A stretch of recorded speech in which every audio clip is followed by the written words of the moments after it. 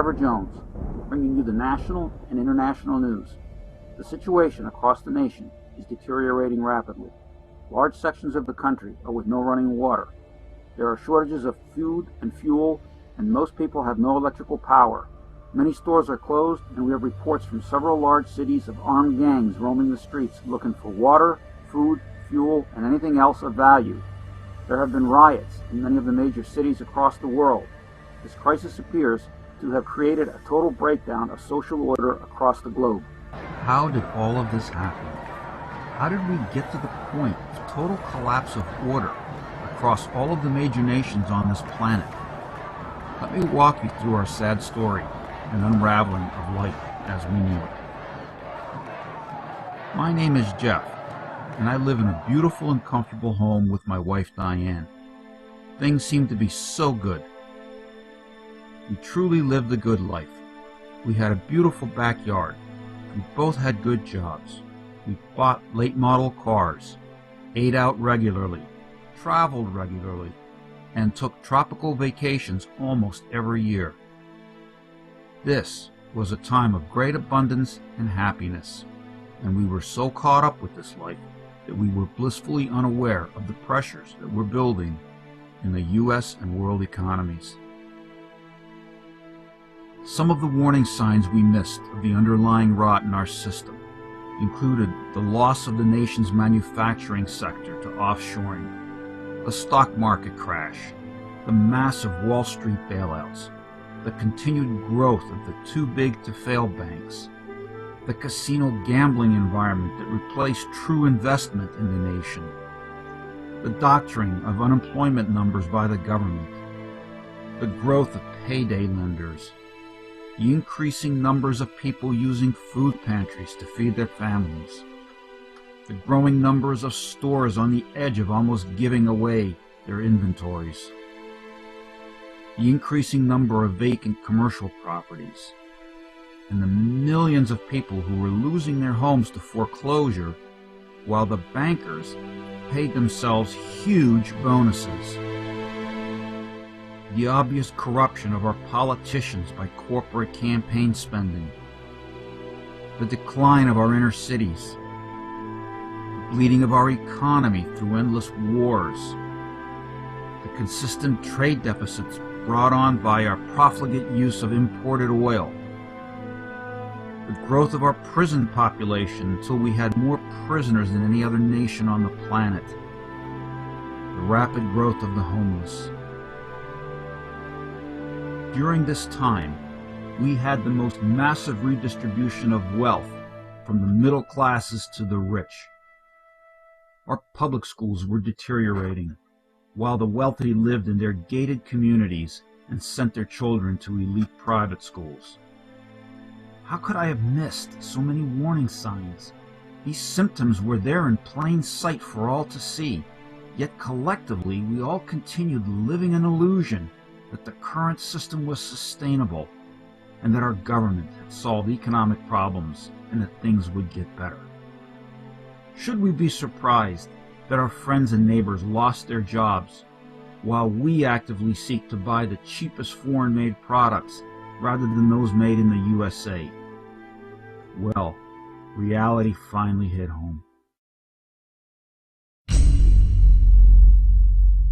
While driving home from work, I stopped to get gas for the car. It seemed like the line was moving unusually slowly. It turns out that the gas station was no longer accepting credit cards and would only sell gas for cash.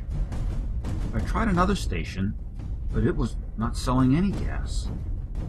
As I continued on my way home, I noticed that even another gas station was closed. When I got home, a telephone call came in from my sister and told my wife Diane to look on the news. The channels were all carrying only one story on how the dollar was collapsing on the world markets and all financial transactions had come to a standstill. Apparently, a sovereign debt crisis caused by several countries created the panic which had spread to the United States. And then to compound this problem, thousands of billions in derivatives held by the four largest banks in the U.S. failed because there was simply too much money for any counterparty to pay out. The price of gold was increasing steadily. How could I have ever believed that our nation could pay off $12,000 billion in debt? This amount of money simply boggles my mind now.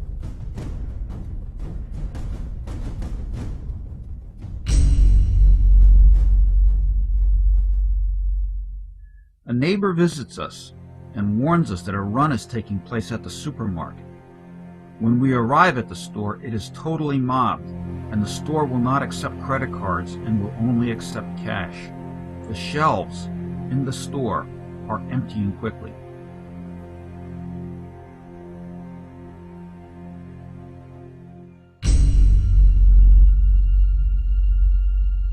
The news tells us that some banks are closed.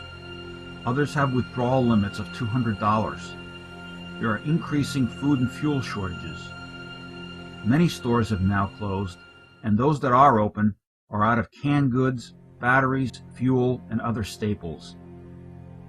The stock market has been in free fall for 3 full days, and it was closed early today to provide some breathing room.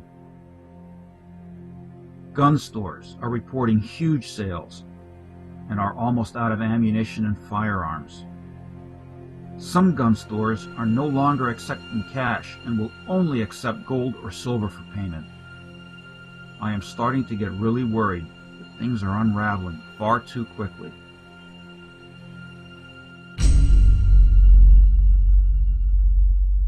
The news was now telling us about panic in several cities in the US, Asia, and Europe.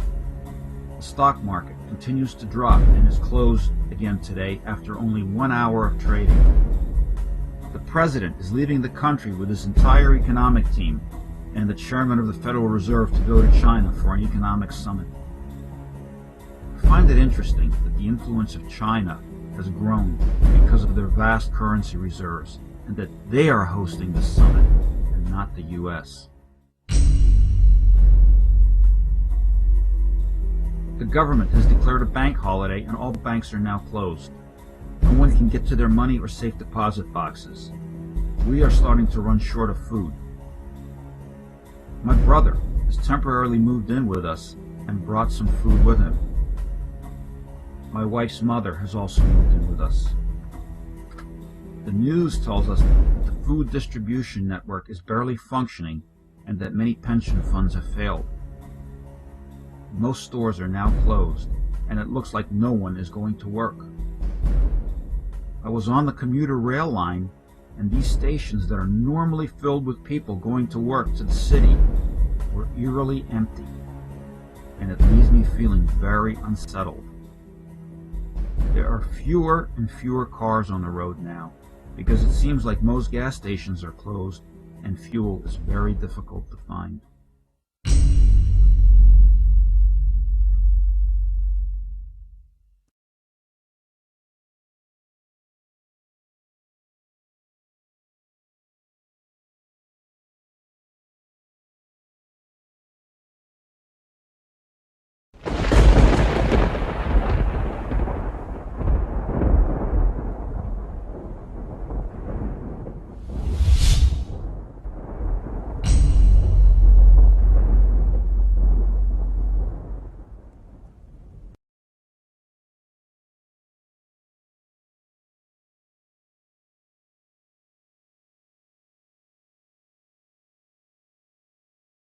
Things continue to spiral downwards. There have been mass demonstrations in many major cities across the world. It seems like this crisis has affected everyone. Even China, who everyone thought would be immune because of their vast currency reserves. It turns out that these vast currency reserves are not worth much if all the currencies in the world have collapsed. The entire planet seemed to try to get out of the economic crash by simply printing more money. Now all of these bills are simply worthless pieces of paper. No one will accept cash for anything. Suddenly, the power goes out, and we search frantically for candles to light up the dark night.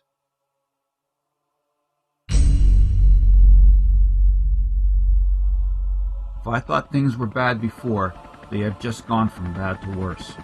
The National Guard has been called out in many states, but since this crisis is everywhere, there are nowhere near enough troops. The problem is aggravated by the fact that so many of the Guard are away fighting in foreign wars. Power has been out all night, and even though we have gas heat, it still requires electricity to run the circulation pumps. We have had no heat all night, and the house temperature is near freezing. I am afraid of the pipes freezing. I make sure that the water faucets run slowly to keep the pipes from freezing up.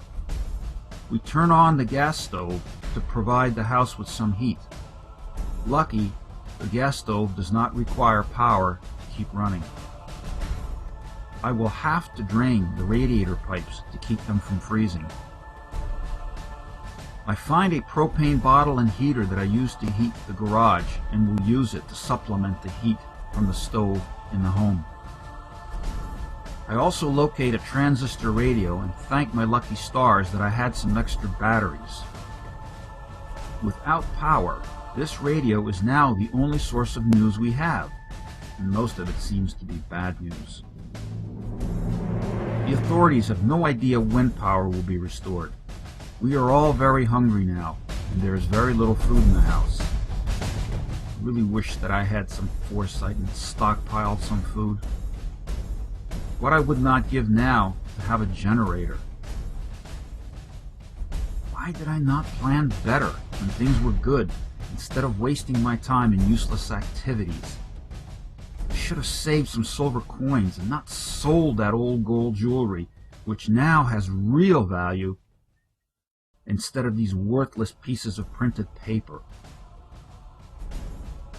My neighbor tells me that you can still get some supplies by using barter if you have something someone needs. Some valuable items include batteries, generators, gasoline, propane, alcohol, firewood, lamp oil, candles, baby supplies, and of course, food. Cash is now totally worthless. I am reminded of pictures from the Weimar Republic in Germany, where people were burning large wads of cash to keep warm.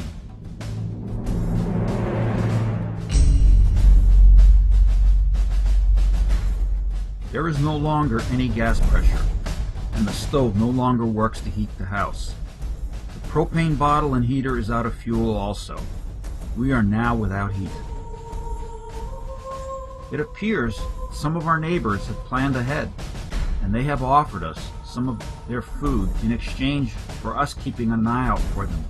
A sort of neighborhood watch has sprung up, but you can sense the level of fear growing.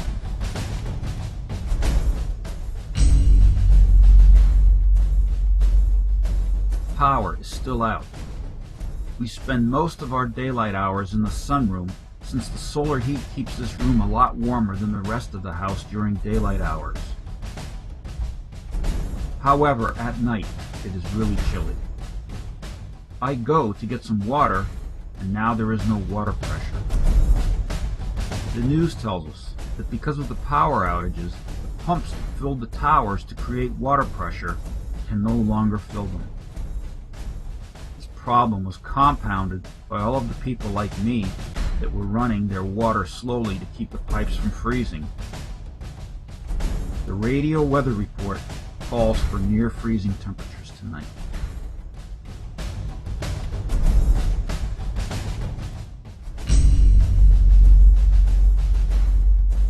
We are using the water in the hot water heater for our drinking water.